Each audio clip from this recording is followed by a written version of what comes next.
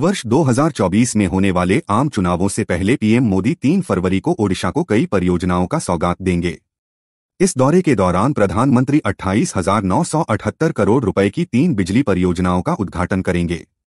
इसके साथ ही एनएचआई की 3 परियोजनाओं की सौगात भी राज्य को समर्पित करेंगे। तीनों बिजली परियोजनाएं देश की अग्रणी बिजली उत्पादन कंपनी एनटीपीसी लिमिटेड की हैं। वर्ष 2024 से 25 के अंतरिम केंद्रीय बजट में ओडिशा को रेलवे के लिए 10,536 करोड़ रुपए की धनराशि आवंटित की गई है। इसकी जानकारी केंद्रीय रेल मंत्री अश्विनी वैष्णव ने दी। उन्होंने कहा कि पिछले 3 साल से ओडिशा को रेलवे के लिए प्रति वर्ष औसतन 10,000 करोड़ रुपए मिल रहे हैं।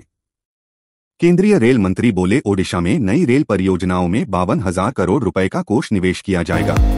प्रधानमंत्री नरेंद्र मोदी शनिवार को संबलपुर के 1 दिवसीय दौरे पर आ रहे हैं। इस दौरान प्रधानमंत्री 5,816 करोड़ रुपए की कई परियोजना का उद्घाटन व शिलान्यास करेंगे। प्रधानमंत्री के दौरे के मद्देनजर मुख्य सचिव प्रदीप कुमार जेना की अध्यक्षता में शुक्रवार को उच्चस्तरीय बैठक हुई। प्रधानमंत्री 3 फरवरी को दोपहर 2:15 बजे दिल्ली से वायुसेना के विशेष विमान से झारसुगुड़ा हवाई अड्डे पर उतरेंगे। ओडिशा में सोनपुर के लोगों पहली बार पैसेंजर ट्रेन की सुविधा मिलेगी। पुरी जगन्नाथ धाम के साथ पाताली श्री क्षेत्र ट्रेन सेवा के जरिए जुड़ेगा।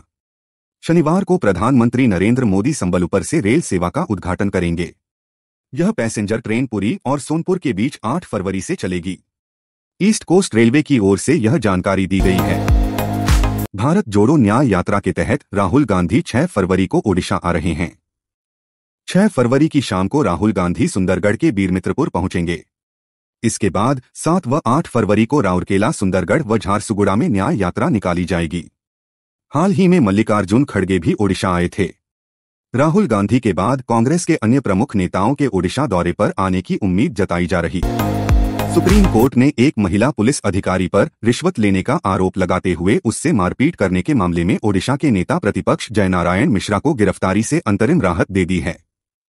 Supreme court Orissa high court के 23 नवंबर 2023 के आदेश के खिलाफ मिश्रा द्वारा दायर अपील पर सुनवाई कर रही थी, जिसने मामले में अग्रिम जमानत के अनुरोध वाली उनकी याचिका खारिज कर दी थी। द्वीपीय देश में भारतीय सैन्य प्लेटफॉर्म का संचालन जारी रखने के लिए भारत और मालदीव के बीच समाधान तलाशने को लेकर अहम वार्ता हो रही है। मामले के जानकारों का कहना है कि कोर समूह की दूसरी उच्च स्तरीय बैठक दिल्ली में जारी है। पिछले महीने मालदीव के राष्ट्रपति मुइज्जू ने भारत को 15 मार्च तक अपने सैन्य कर्मियों को उनके देश से वापस बुलाने कहा था। नई सरकार 5 फरवरी को अपना बहुमत साबित करेगी। हालांकि राज्यपाल ने इसके लिए 10 दिनों का समय दिया था। बहुमत साबित होने के बाद मंत्रिमंडल का विस्तार किया जाएगा। इधर शपथ ग्रहण के बाद राजभवन से निकलते हुए नए मुख्यमंत्री ने मीडिया से कहा कि हेमंत बाबू ने जो काम शुरू किया है उसे वे पूरा करेंगे। प्रधानमंत्री नरेंद्र मोदी ने शुक्रवार को भारत मोबिलिटी ग्लोबल एक्सपो 2024 कार्यक्रम को संबोधित किया। इस दौरान पीएम ने 2047 तक देश को विकसित भारत बनाने की अपनी पुरानी बात को दोहराया। उन्होंने कहा कि आज का भारत 2047 तक विकसित भारत बनाने के लिए आगे बढ़ रहा है और इस लक्ष्य को हासिल करने के लिए मोबिलिटी सेक्टर अहम भूमिका निभाने जा रहा है। मनी लॉन्ड्रिंग मामले में गिरफ्तार झारखंड के पूर्व मुख्यमंत्री हेमंत सोरेन को सुप्रीम कोर्ट से बड़ा झटका लगा। कोर्ट ने हेमंत सोरेन की गिरफ्तारी को चुनौती देने वाली याचिका पर विचार करने से इनकार कर दिया। सुप्रीम कोर्ट ने सोरेन के वकील से कहा कि उन्हें पहले हाई कोर्ट जाना चाहिए था। हाई कोर्ट भी संवैधानिक अदालत है और वह भी मामले पर विचार करने को उतनी ही सक्षम है। अमेरिकी राष्ट्रपति चुनाव के लिए रिपब्लिकन पार्टी की उम्मीदवारी की जंग में तल्खी बढ़ती जा रही है। दावेदारी की दौड़ में पूर्व राष्ट्रपति डोनाल्ड ट्रंप आगे चल रहे हैं, लेकिन भारतवंशी उम्मीदवार निक्की हेली ने उम्मीद नहीं छोड़ी है। इस बीच हेली ने ट्रंप और राष्ट्रपति जो बाइडन को खड़ूस बुड्ढे कहते हुए निशाना साधा है। वहीं ट्रंप की जीत से निक्की की राह आसान नहीं होगी। पूनम पांडे के निधन का जिस तरह दावा दिया गया और उसके बाद उसकी पुष्टि को लेकर भ्रम रहा, उसने कई सवाल भी खड़े कर दिए।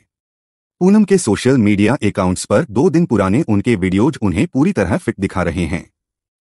एक्ट्रेस को लेकर कुछ और सवाल हैं जिनके जवाब की तलाश उनके फैंस को भी है। जानी मानी अदाकारा कंगना रनौत को शुक्रवार को बॉम्बे हाई कोर्ट से बड़ा झटका लगा।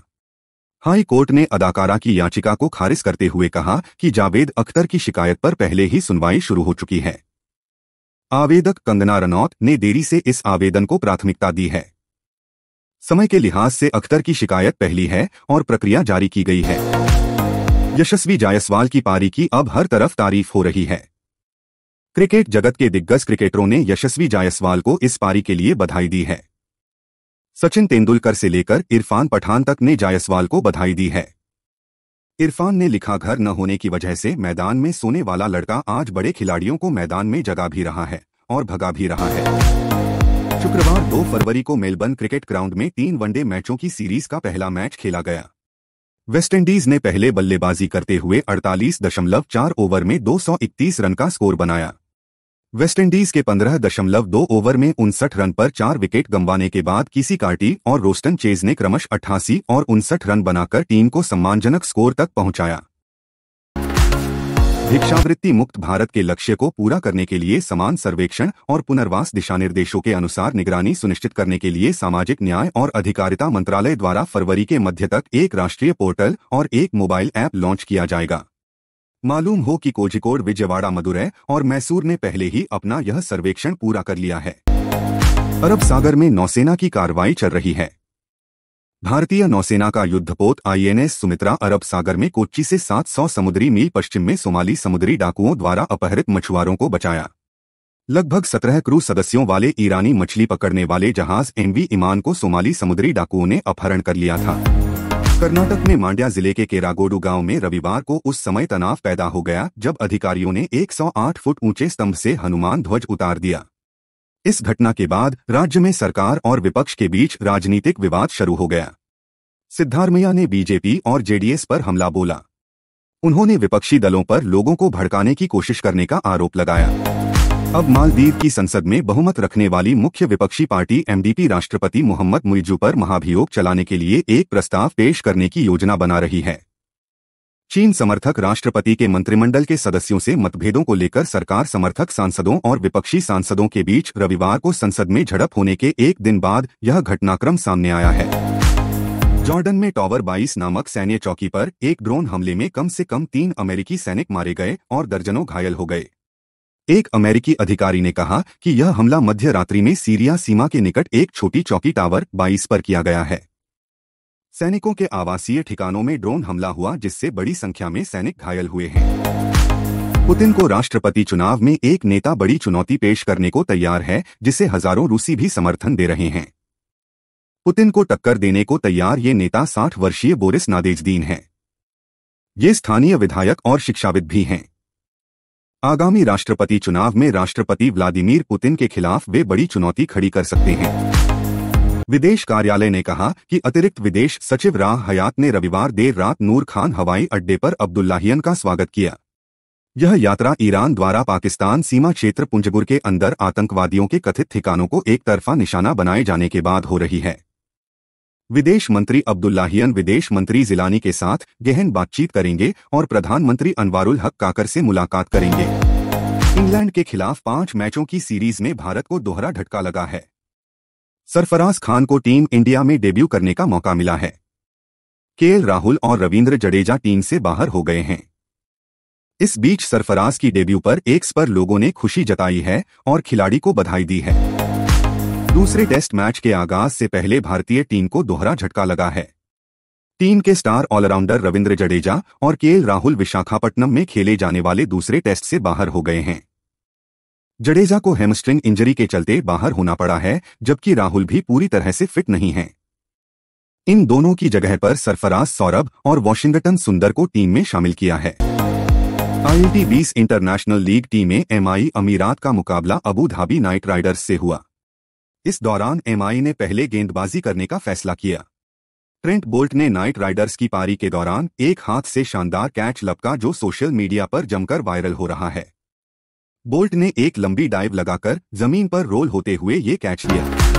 बिग बॉस 17 की ट्रॉफी तक का सफर मुनव्वर फारूकी के लिए मुश्किलों भरा रहा। उनकी पर्सनल लाइफ की नेशनल टीवी पर धज्जियां उड़ गई। हालांकि मुनव्वर का साथ उनके फैंस नहीं छोड़ी और विनर बनने तक उनके साथ खड़े रहे। बिग बॉस 17 के घर में आयशा खान ने मुनव्वर का कच्चा चिट्ठा खोलने में कोई रियायत नहीं बरती। बिग बॉस 17 3 महीनों तक चला रियलिटी शो बिग बॉस 17 आखिरकार बीती रात ग्रैंड फिनाले के बाद खत्म हो गया। इस शो के विनर मुनव्वर बने, लेकिन कुछ लोग एक्ट्रेस अंकिता लोखंडे को विनर बनते हुए देखना चाहते थे। हालांकि ऐसा हुआ नहीं और एक्ट्रेसेस टॉप 3 से बाहर हो गईं। अंकिता के विनर न बनने पर सलमान खान भी हैरान हो गए। अरबाज खान 24 दिसंबर को अपनी गर्लफ्रेंड शूरा खान के साथ दूसरी बार निकाह किया। अरबाज जब से दोबारा दूल्हा बने हैं तो से उनकी चर्चा हो रही है। अब ये चर्चा देर रात बिग बॉस सीजन 17 के ग्रैंड फिनाले स्टेज पर भी हुई। इस दौरान सलमान खान का रिएक्शन भी सामने आया। एक्ट्रेस प्रियंका चोपड़ा के पति निक जोनस हाल ही में मुंबई आए। बीती रात मुंबई से रवाना होते हुए निक जोनस को एयरपोर्ट पर रोक दिया गया। सोशल मीडिया पर निक और उनके भाइयों का वीडियो वायरल हो रहा है। वीडियो में वह टर्मिनल के बाहर खड़े दिखाई दिए। जानिए उन्हें और उनके भाइयों को क्यों रोका गया। फिल्मफेयर अवार्ड 2024 में सितारों का मेला लगा। 27 और 28 जनवरी को इस कार्यक्रम का पहली बार आयोजन गुजरात के गांधीनगर में किया गया। रणबीर कपूर से लेकर बड़े बड़े सितारों ने जहां अपने परफॉर्मेंस से हर किसी का दिल जीता, तो वहीं 12th फेल का इस अवार्ड फंक्शन में बोलबाला रहा।